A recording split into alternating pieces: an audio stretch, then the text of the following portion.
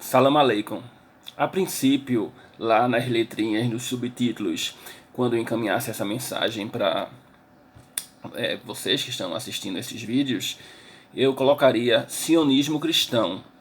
Mas eu pensando em umas situações que já aconteceram e acontecem não só na realidade de toda a sociedade, mas também na minha particular, e aí o subtítulo vai ser Fundamentalismo Sionista Cristão.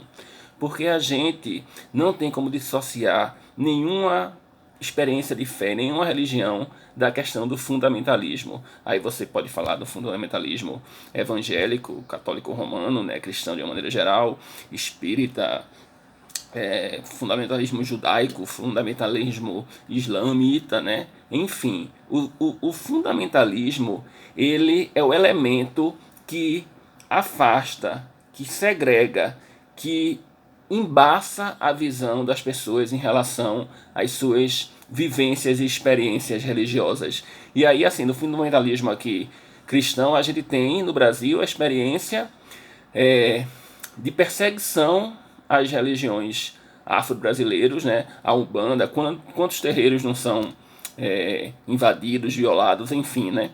E aí a gente também, em relação ao sionismo cristão, a gente precisa tocar nesse assunto que é tão premente, porque, inclusive, a gente vê nas manifestações, tanto na campanha eleitoral como atualmente todos os domingos, né, as manifestações bolsonaristas, a gente vê a presença de bandeiras dos Estados Unidos e principalmente de Israel. Aliás, na posse do presidente, quando inclusive o primeiro-ministro então de Israel, o Benjamin Netanyahu, esteve aqui no Brasil, assim, a esplanada, assim, eram bandeiras e bandeiras de Israel, né? Por que isso? A gente tem que pensar na base que sustenta o atual presidente, né? Uma base fundamentalmente evangélica, né? Mas você tem a parte também das pessoas católicas romanas conservadoras que apoiam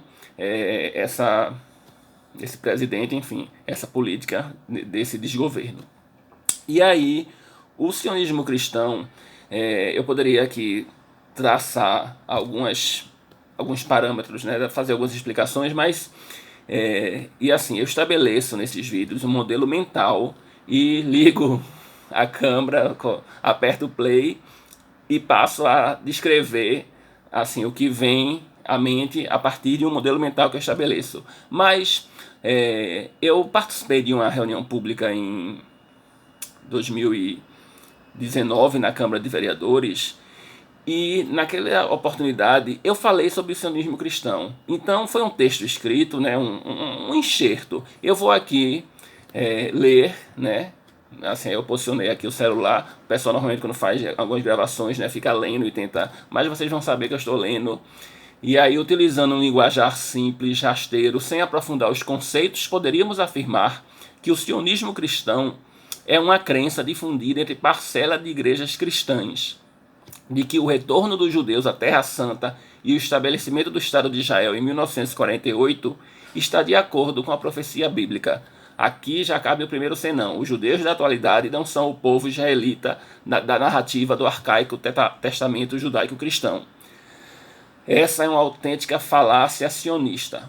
Porém, antes de partir para a desconstrução do sionismo cristão, é preciso compreender como essa pseudo-teologia se imiscuiu no seio das comunidades de fé.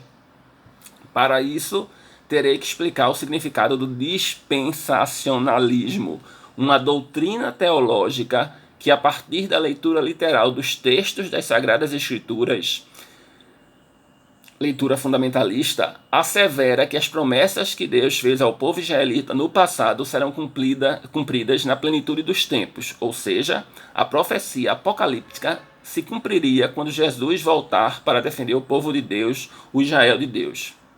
É aí que entra o sionismo. A partir da injusta partilha da Palestina em 48, a política migratória que levou mais de 500 mil judeus da Europa Central e Oriental, extintas da União Soviética, Tchecoslováquia, Hungria, Polônia, né? Eu cito, vocês já estão acostumados a isso, a Terra Santa. O movimento criado por Theodor Herzl enxergou na doutrina dispensacionalista a possibilidade de atrelar a ideia do estabelecimento do Estado de Israel ao cumprimento literal de profecias do Antigo Testamento.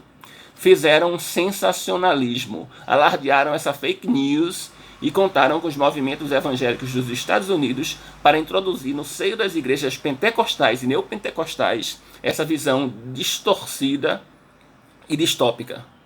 É por isso que a gente identifica de maneira até preconceituosa a igreja protestante brasileira com o sionismo cristão, uma vez que no Brasil o surgimento de denominações evangélicas se dá a partir das missões advindas dos Estados Unidos. Eu já falei sobre isso, né? País que se autoproclama portador do destino manifesto.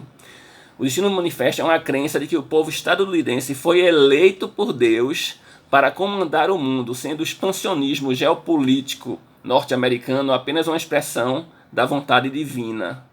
A ideia de povo escolhido dos Estados Unidos, que todas e todos nós já ouvimos bem sobre isso, né?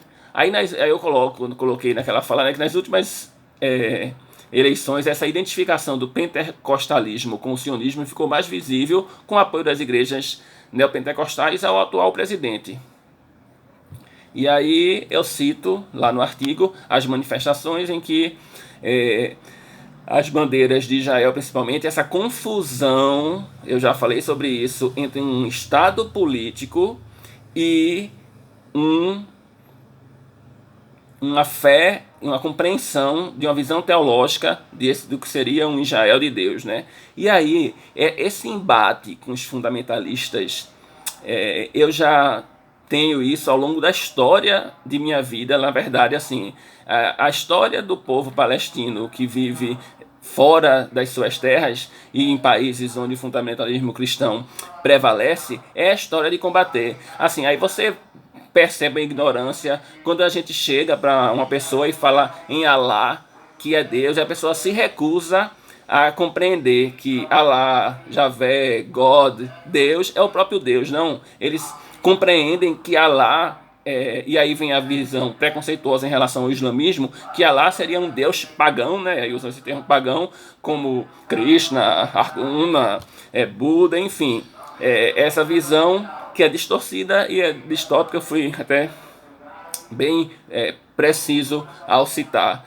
E aí a gente, nessa tentativa de diálogo, a gente descobre que a gente está numa era que a gente não consegue mais dialogar. A gente está num momento de não diálogo, um momento em que a gente já passou no seio das academias, né?